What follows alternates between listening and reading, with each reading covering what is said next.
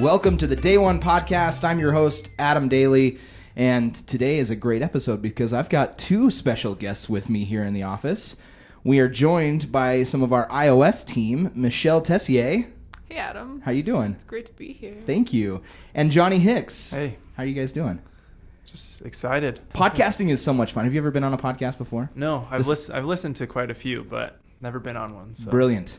This is Johnny and Michelle's debut on the podcast, so we're excited to have them here to talk about iOS things. And this is a great episode to do that because jumping right in, we have a big release well, not a huge release, but a significant improvement release that just came out 2 days ago. 2.7 for iOS and 2.7 for Mac just came live, and I just wanted to talk about some of the things that that were with that. One, the new filter menu has changed a bit. And I actually like it quite a bit because then when you tap on the filters, you get all sorts of different things like the tags, you get places, favorites and stuff like that. It's kind of a neat feature. Did you work on that at all? I didn't. John? And so, Adam forgot to mention we're missing one of our iOS team members, Brad, who is the one that spent a lot of time on filtering and worked really hard on that.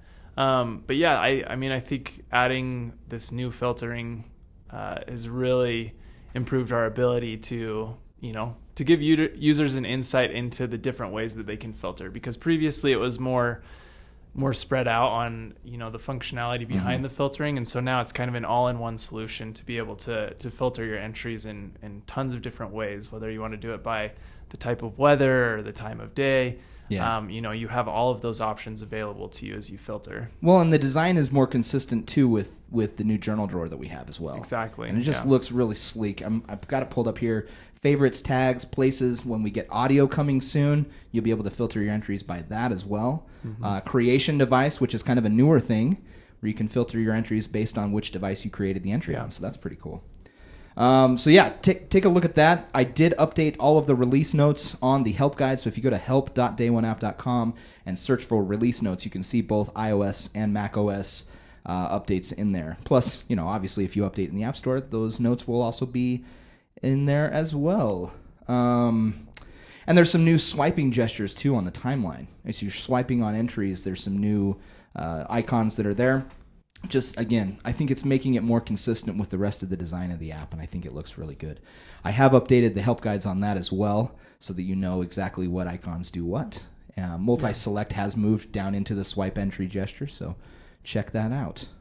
What else here? Improved timeline scrolling speed. I have noticed that quite a bit, and I have had some customers mention that just scrolling through the timeline has improved a lot, and just the boot up speed and stuff like that. So, great job, guys. Thanks, Adam. Various performance improvements, various bug fixes on Mac. The window order now preserved when switching back to the app, so that has to do with like passwords and stuff like that if you got security enabled on the app.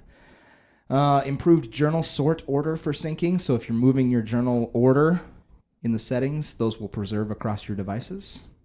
And we have improved the sign-in flow using Apple ID. Now, Apple ID is an interesting thing because I think that's one of our pain points that we run into a lot in customer service.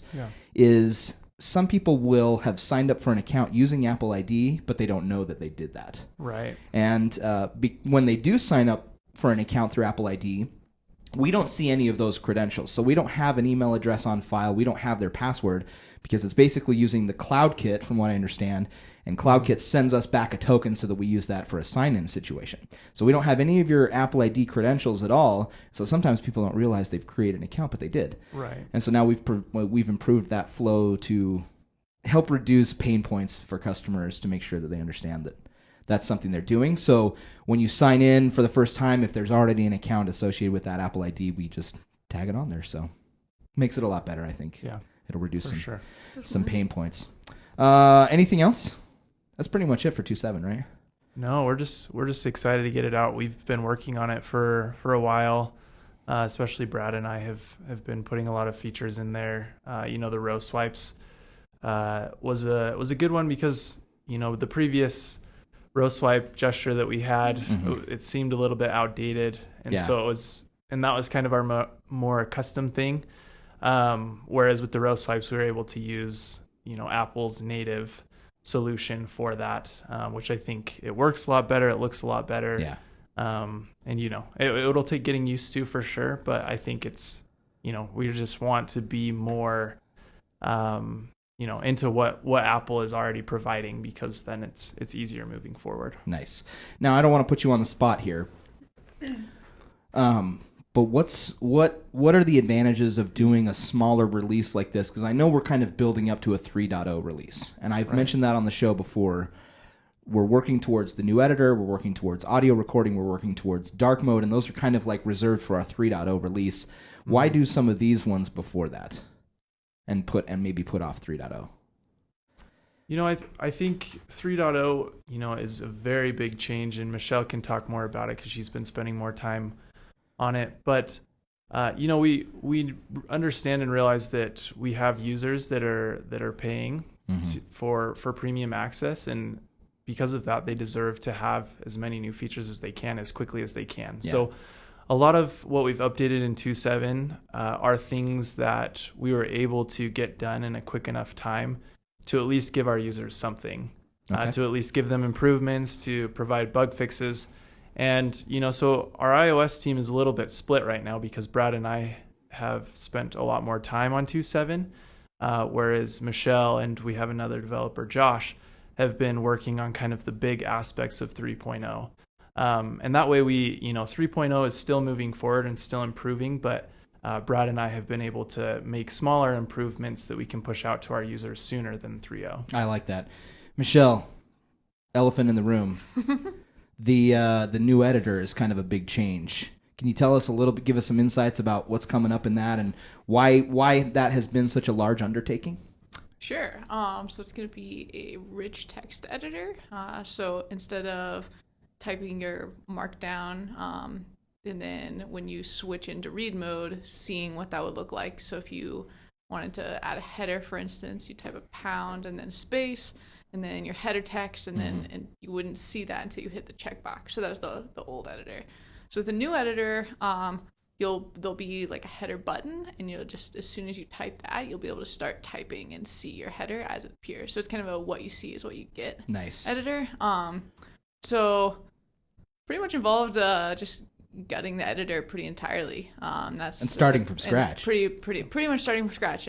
Even the way that we sync and save the data is going to be different now. Okay. We're saving that in a JSON format now. Instead of just saving the plain string of markdown text as we did before.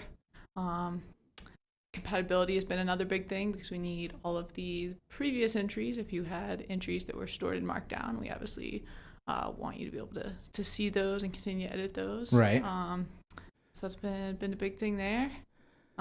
So, I mean, obviously there's a lot involved with it, and that's what's kind of taken more time, being very careful about preserving what has been edited already, and then moving forward, being able to jump right into the what you see is what you get kind of format.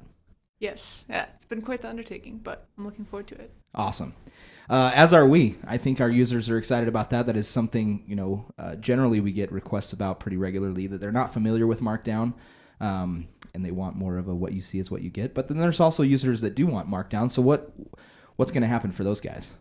So Markdown is still supported due to some magic that Josh pulled out of a hat. Nice. Along with the rabbit. Just kidding, there was no rabbit. Dang it! I wanted to see a rabbit now. So you'll be able to. So we aren't officially supporting all Markdown, but most of the basics of Markdown will be supported. Cool. So if you currently with the header example, if you type pound and space, it will disappear, and then you'll magically be in header editing. You'll have the header. Whatever text you type after that will be there. You'll still be able to export to Markdown. So if you want to export into Markdown text and import into another editor that uses Markdown, you'd be able to do that. Cool. And then we've also added a cool feature that was really not easy to implement, but is mostly working, of code blocks. So you'll be able to actually. So you'll add a code block into the entry, and then you can type whatever markdown you want in there, and that will render as best we can as it did in the previous editor. Sweet. So stuff like tables, for instance, right, will be rendered in this new web view, and there'll just be a button you can click for that specific code block to turn it into essentially form that into Markdown and then into HTML and then display in a web view. Awesome. So we're trying to preserve kind of the best of both worlds then. Yes. Yeah. Trying. I like that. And that has taken time. I believe it. Now, I have no background in software at all, so I just have to take your word for it. But as I've witnessed it and going through it and just kind of the updates that we've seen on a weekly basis, it is a pretty big undertaking just writing all of that code and getting it to look just right. Because I think that's a big selling point for Day One is when we do try to change things, we want to make it right. We want to do it the right way and release a great product out of the bat, or right out of the gate. So yeah. And I think one thing that we're really excited about as well with this rich text editor is, people who have experience with Markdown have been able to use, those Markdown features in the past. Mm-hmm. But one thing that will be released with this new editor are custom input views. Oh. So essentially we're going to be changing the keyboard that the user sees as they want to add different kind of header styles or bold or italic or, create these code blocks. They'll be able to pull up a whole new keyboard that will make it so almost like they're professional at Markdown. Nice. They'll be able to change those settings right there and be able to see it in action and get the most out of this rich text editor. Cool. Awesome. Thank you, guys. I'm excited about 3.0, so stay tuned. We're still pushing towards that. And Brad's also been working on audio a little bit too as well. He has. For 3.0. Yeah. So we are busy. Our small team is definitely kicking the tires as much as we can and get these things going. My mic's being weird here. Look at that. All right. Let's hold it. Brett kindly put together some audio clips for us from some of our users. Great. And I wanted to play some of those for you guys. What do you think? We're going to start with Andrea. This is Andrea from the DC metro area. Awesome. Hi, Andrea. Thanks for taking the time and talking with Brett. We've really enjoyed these little interviews. So this is she talks about using Day One for looks like a neighbor boy. So let's see what she has to say here. One of our neighbors passed away very suddenly back in December, and we're a very, like I said, we're a very close group of neighbors. We're together pretty much all the time. We live in a little townhouse condominium complex. And we're very close with her 7-year-old son, and we're very involved in his life. And one of the things I started doing for him, I also lost my father when I was very young, and I've started kind of just keeping little notes for him. And I have no idea where we'll be 20 years from now, but that's sure. Another thing I actually keep in Day One is some of those notes about his mom and things that he might want to know when he's older. Because I know for me, looking back, that was always very hard, not knowing certain things about my dad or and just sort of what everybody's been going through since she passed away. It was a very sudden, unexpected death. And so I think it's been, I think having that ability to sort of journal and document, I hope in the future, might be able to help him or something. That is a really cool use case. Yeah. Documenting information for somebody else. And what a way for her to go out of her way to help someone else. Yeah, that's really neat. Preserving memories for posterity, I think, is a huge benefit to journaling.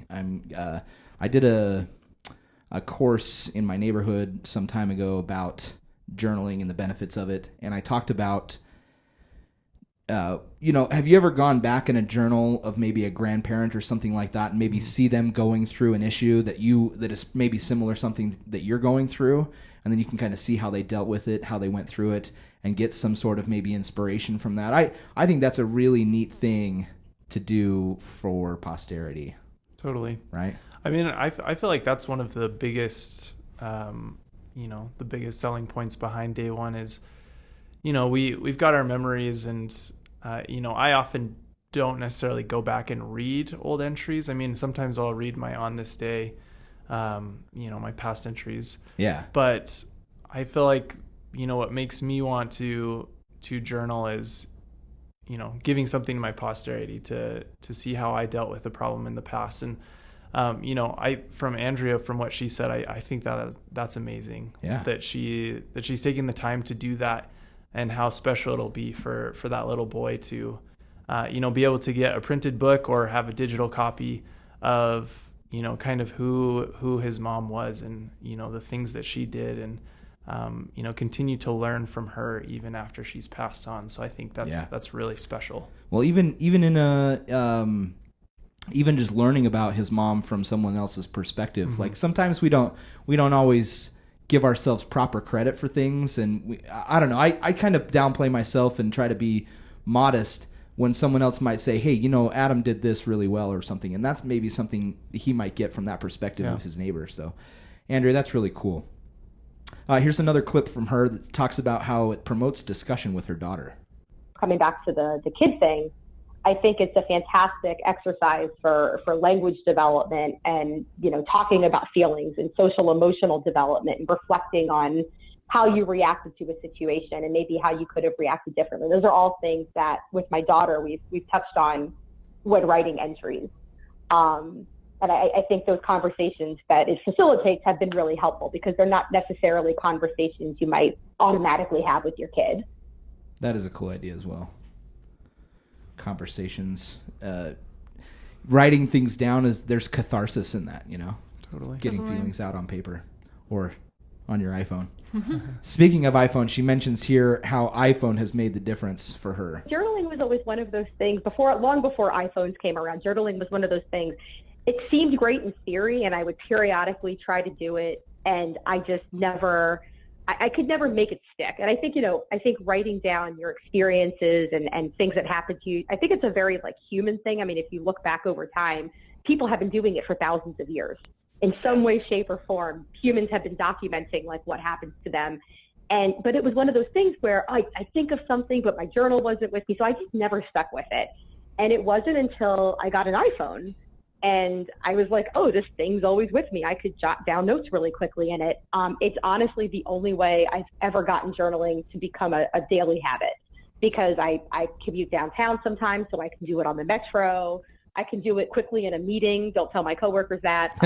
Something pops into my head. I could jot something down. You can do things like that. And so it really, for me, only became a habit once I could do it electronically. The physical pen and paper thing, just for me personally, never worked.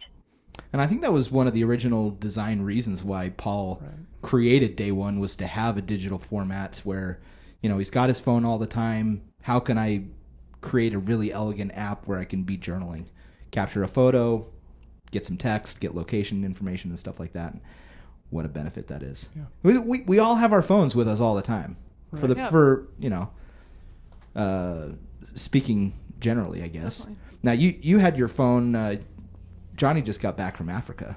Were you journaling quite a bit down there? I was. Lots of photos and stuff. Yeah, it was a lot of fun to be able to have Day One with me, and especially the sync will rely on internet, but the app is still very useful without sync. And, right. I always had my phone with me. I was always taking pictures. I could quickly put them into an entry.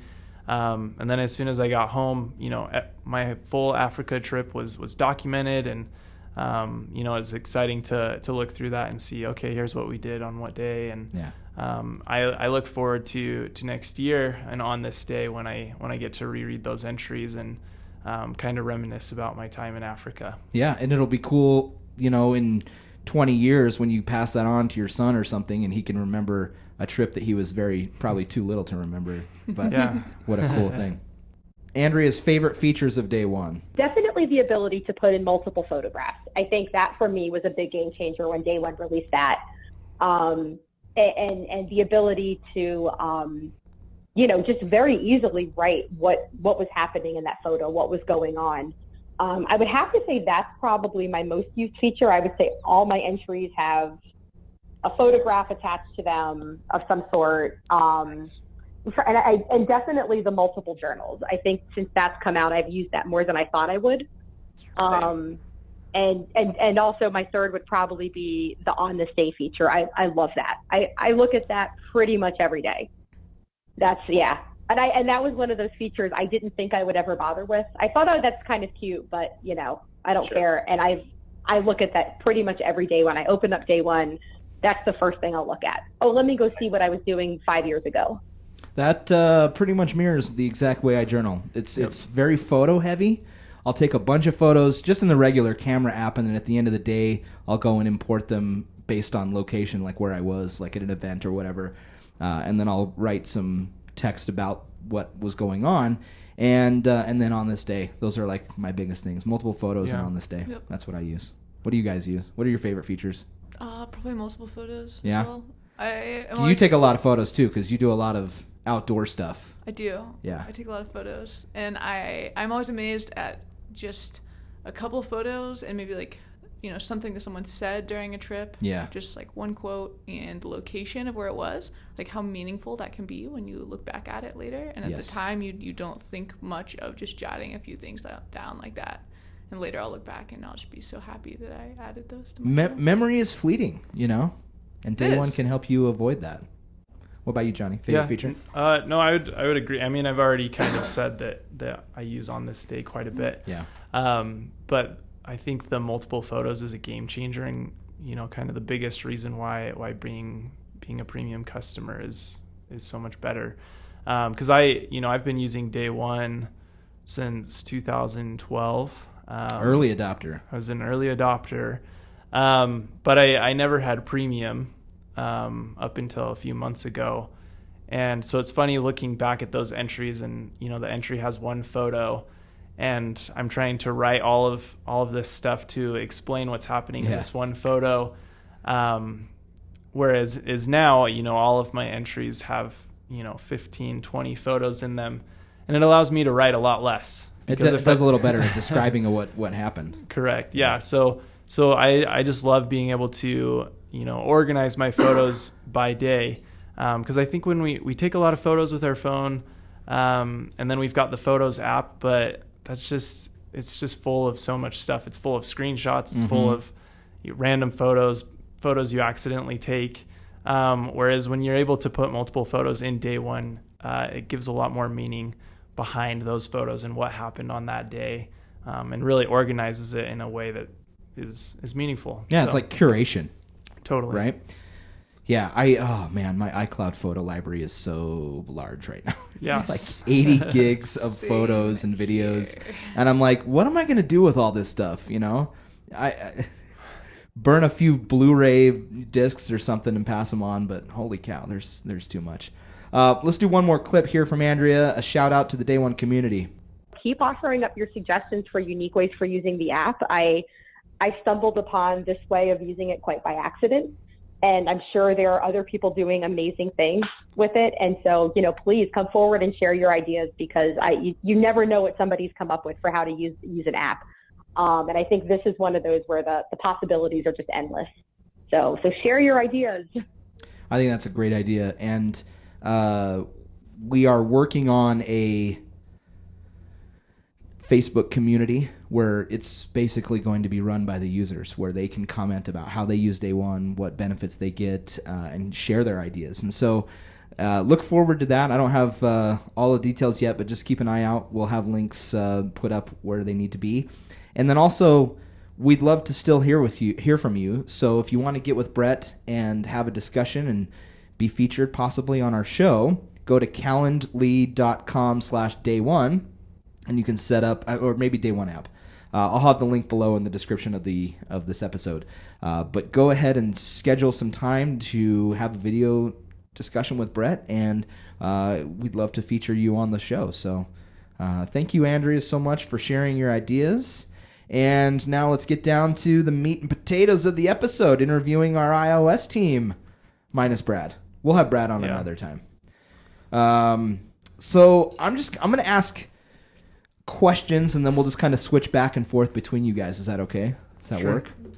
So I want to start first. When we talked to BJ before, we talked about kind of his background in education, like how he got up into software development and stuff like that. So tell me, Michelle, tell me about your education background and stuff like that. I'm a photojournalist, actually. Oh. By degree. Nice. So I grew up in North Carolina, and I went to the University of North Carolina and go Tar Heels. UNC. Yeah, that's right. Beat Duke. So I went to... Wait, was Michael Jordan a Tar Heel? He was. Okay. He was definitely I didn't want to Tar Heel. come across as super ignorant. Yes. But I thought he was. Number 23. Because I used to be hero. a big Michael Jordan fan. Yeah. Not still a big Used to Michael be. Well, I mean, he doesn't play anymore. Like, It's fair. what am I going to be a fan of? His golf? His Hanes commercials? I don't know. Do those even exist? Not sure. Anyway, yeah, go ahead.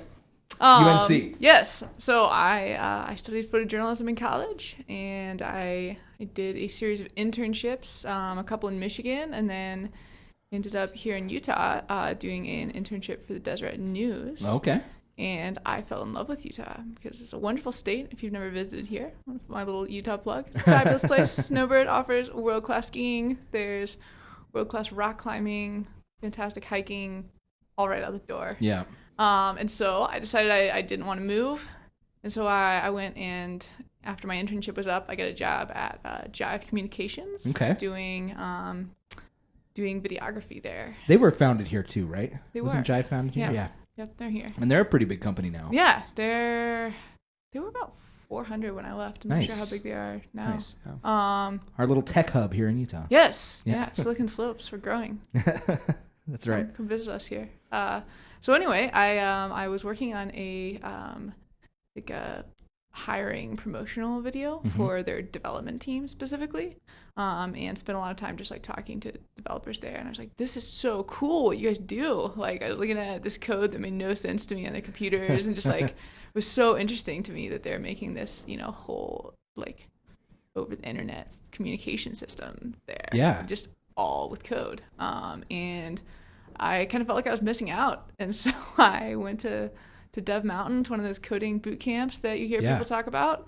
And I got a job right out of it at a small ski-related tech startup. Yep. Called That sounds Mountain pretty Hub. accurate. Yeah, so did some ski bumming there, and also a lot of coding. Mm-hmm. Unfortunately, all in Objective-C, which was a little unfortunate.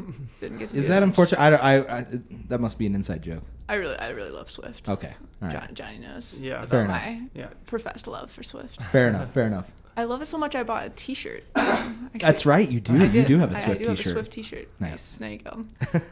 So I worked there for a while, and then day one had an opening. So And you were one of our first interns. I was. Engineers. I was. And that was almost 2 years ago, wasn't it? Year and a half, maybe, something like that?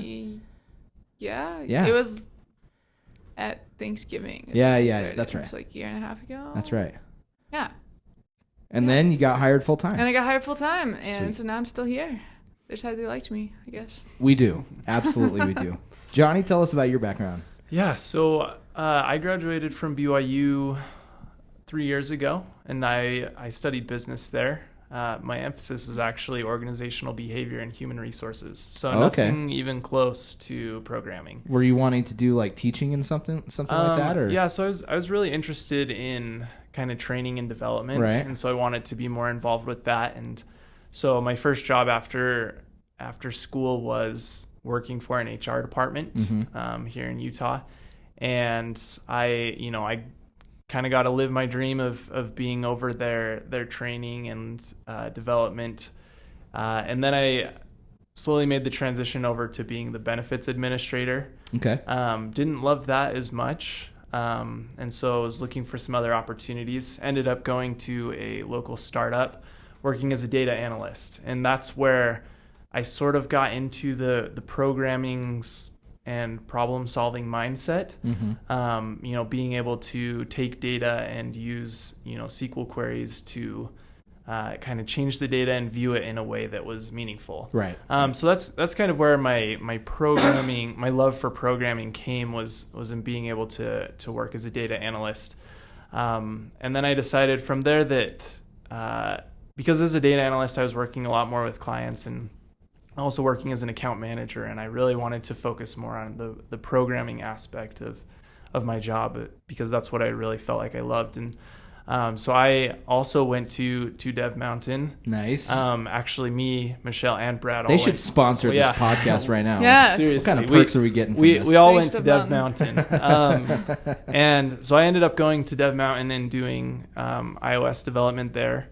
And then I got an internship here at Day One. Right after that? Yeah, right after that. Nice. Starting in January.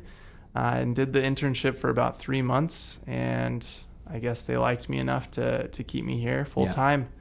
So yeah, it's been. And we needed you for sure. Yes. Right. Yes. Hopefully. Michelle's like, yes. Yes. She's got the big eyes. She's like, yep, we needed you, Johnny. I think Johnny's been wonderful. What are the benefits? Now, this is just from my own knowledge, I guess.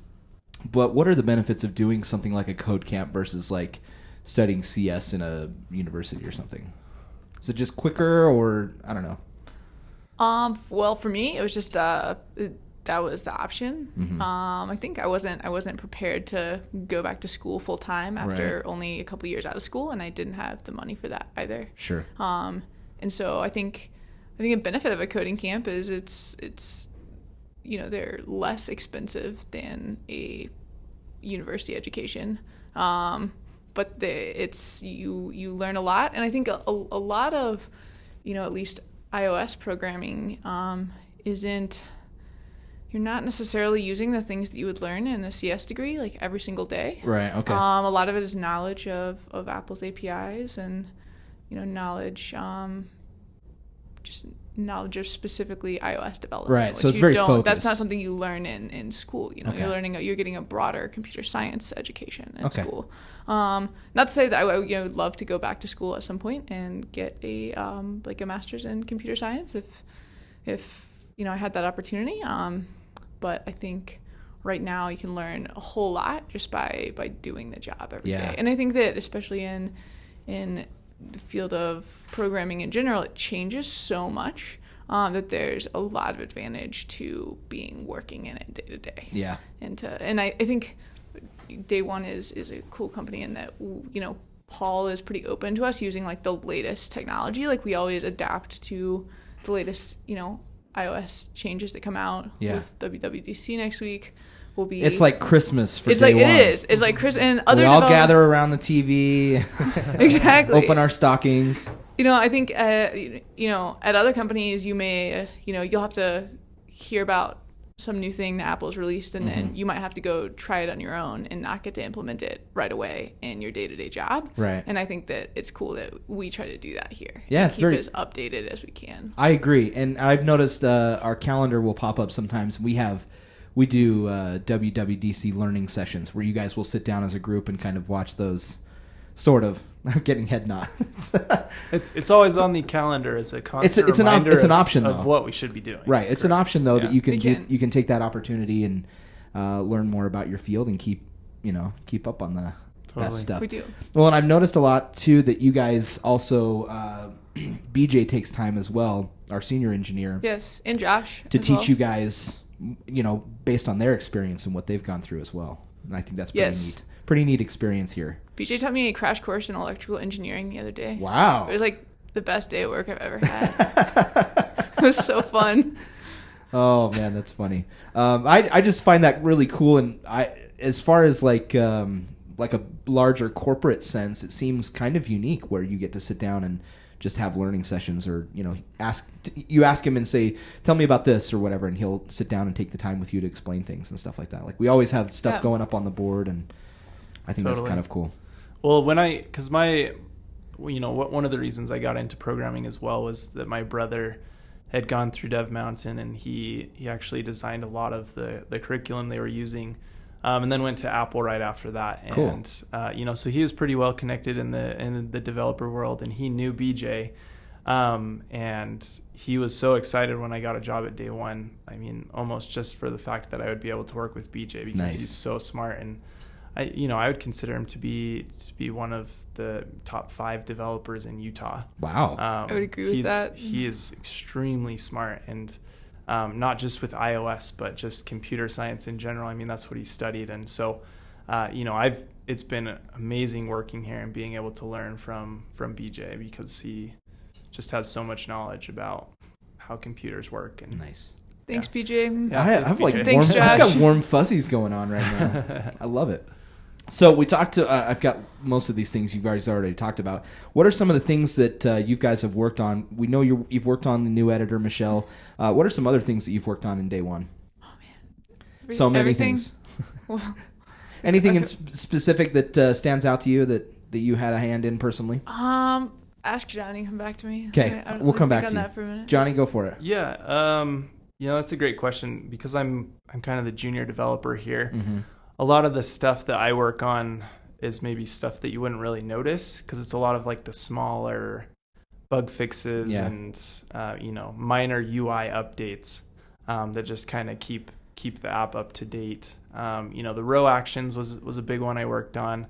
In the 3.0 version, spent a lot of time on the new keyboards that you'll see, which will be really nice. But yeah, I mean, I work on so many different things. There's not really like a big giant task of, I did audio or I did dark mode or whatnot. Like it's just a lot of smaller maintenance things to the app that again are probably unnoticed, but are important nonetheless. But if they're not working, it is noticeable. Sure. And so like all those little things put together makes a big difference just in how a user experiences the app and just the day in day out kind of stuff that they're doing. When it's fluid and you've got those bug fixes nailed down, they're having a better experience with the app. Yeah, when I first started, my first big project was updating our share extension, which was quite outdated. So that was kind of a good intro to me. Learned a ton doing it, and I actually used the share extension quite a bit. So that was a lot of fun to work on. I've done stuff with Siri. To be able to enable Siri to create entries in day one. Man, when I can start doing that from the HomePod, that'll be awesome. Create a journal entry from my HomePod. Yes. and I've also kind of been designated as the primary watchOS developer here. Oh yeah. So I'm kind of the only one that works on our Watch app, and so had the opportunity to work on adding the activity feed to the Watch app. And being able to not only dictate your entries on your watch, but also be able to like scribble or, type in what you want to be in there. A much needed update. Yeah. It was lacking before then, and I think it was great. Yeah, I think when I got here, it was still on OS 2. Like we were still supporting watchOS 2. So moved everything over to watchOS 4 and, made some minor updates, and it could still use a lot of complication. work. Yeah, we added some complications as well to make it easier to access day one. And you'll see in 2.7 we have the new modular large complication, which that probably doesn't mean anything to anybody, but it's more of like the big center face complication that will allow you to see, your current location, how long you've been there, and how many places you've been today. And so getting that to update regularly, was a lot of work. And but it's been fun to learn watchOS. I didn't learn anything about watchOS at Dev Mountain, and so it's kind of been a completely new thing to learn, but it's been a lot of fun. What a cool opportunity. All right, back to you, Michelle. You ready? All right. I've thought of some things that I've enjoyed working on here. Okay. So book printing was one. Yes. I know sometimes we still have different bugs and stuff with book printing. I'm typically I try to look at those when I can. Yeah. And some of them have been hard to nail down. Like even trying to reproduce them, they've been a little bit tough for us. Those have been really tricky, and that's what's been fun about them. You get unique bugs based on which specific data users are trying to print books with. Yep. And there's been some different things with files there and with the sizing of those. And the user's phone is a unique environment with how much storage space they have left on it, and various other things that can go in with their file system. And so that's been something that's been interesting to work on. Also some of the date selection that we did with books. Oh yeah. I remember that was like pretty interesting that I enjoyed working on there. Let's see what else. This was kind of related to the editor, but the way that we're handling photos now in the new editor, so making it so that we, not to get too in depth, but we have a text attachment character in our editor, and we float the actual photo. We float a view for that over. So each photo would have its own text attachment character. But then we decided it would be really nice to have like a collection view of photos, or like, display photos in a way that just like wasn't necessarily like one photo per character. Right. So that involved a huge reworking of how we handle photos throughout the entire app, which I got to handle most of, and that was really fun because Cool. I got to rewrite a very large amount of code, break a ton of things, fix them back up. There were like multiple Monday meetings in a row where like my report of what I'd done for the week was just like break everything. Right. So that's always a good way to learn when you're in way over your head and getting lost in things. Yeah. And then I think the other big thing that I've enjoyed working in here has just been things that happen asynchronously. Meaning? So things that happen where they're not just all happening in order. Okay. Two things happening in parallel, and at some point they need to like meet up and agree on what they're going to do. Right. And cooperate together. And so that's not something I had a ton of experience doing before I came here, and something that BJ is really good at, and that I've learned a lot about things. Cool. And related to that. That's awesome. Not only are you working on a great product, but you're building up your own personal knowledge that will take you anywhere you want to go, maybe in the future. That's cool. How do you guys use Day One? We've talked a little bit about this, but just briefly, how do you use Day One personally? What's kind of your routine? Do you use reminders? Do you have templates set up? Just tell us about your use of Day One. Yeah. So, I feel like I've kind of talked a lot about it, but I love the on this day notification that I get. Mm-hmm. That really helps get me into the app and kind of reviewing what I've done in the past. And I think makes me more excited to continue to make entries, because I don't get an on this day notification every day, but I'd like to, and I'd like, to continue to have, 3 or 4 or 5 or, however many entries on that day as the years go by. Yeah. I use Day One to store a lot of my pictures, to make quick notes, about an experience that I had. It's a lot of fun. I've never been a great journaler, and so it's been fun to actually go through the Photos app and to, grab a group of photos and just use the share extension to send them right to Day One. Yep. And so being able to retroactively create entries, so that my on this day will continue to grow as I kind of make up for lost time. Nice. And so then I can retroactively make those journal entries, and I can print out a book and not have to feel bad that I didn't write in my journal every single day, because those photos are going to be documenting a lot of what's going on in my life. Yes, I like that a lot. Michelle? I think one of my favorite things that I do with journaling is I just write down like funny quotes that my friends say. Like I like that. Yesterday I found a quote from my friend Scott that just said, "One time when I was 3, I licked a handrail at Dollywood." Oh, gosh. Oh, man. And I would never remember just something like that from like a dinner we had with them a while back when he said that. And I would never remember that, except for that I write it down, and then I get to enjoy laughing at Scott the whole second time around. Well, and I know some people have commented that they do that with their kids. They'll do funny things my kids say. Like I have this thing with my son, where I'll look him in the eye and I say, "You're my son," and he goes, "I'm your dad." He's got a little backwards there, but it's just our little routine, and I've recorded that, and I thought that'll be something I'll always remember. That's great. All right. Anything you guys are excited about coming up? I know 3.0, we're kind of really excited about getting that out the door, but is there anything other than that you're excited about getting into Day One and out there in the world? I think the editor is just about my entire focus. The whole now. focus. It's my whole world. Yep. I'm and that's okay. to get it out into the wild. Nice.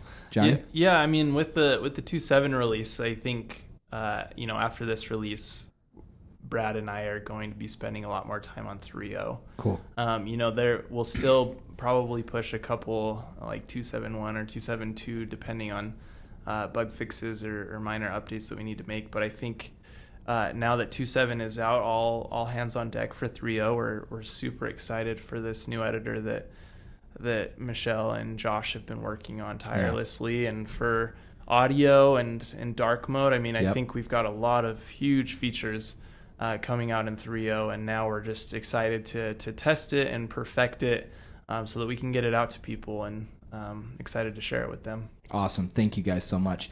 Well, that's we're going to wrap this up now. Actually, this is our longest episode ever. Isn't that great? Sorry, no, everyone. Don't be sorry. I think people enjoy it. And if you want more, please subscribe. You can do that in iTunes and Stitcher. You can listen to us on Spotify. Just search Day One Podcast. And as usual, you can follow us on social media. We're at Day One App on Twitter and Instagram. And you can find us on Facebook.com/DayOneApp.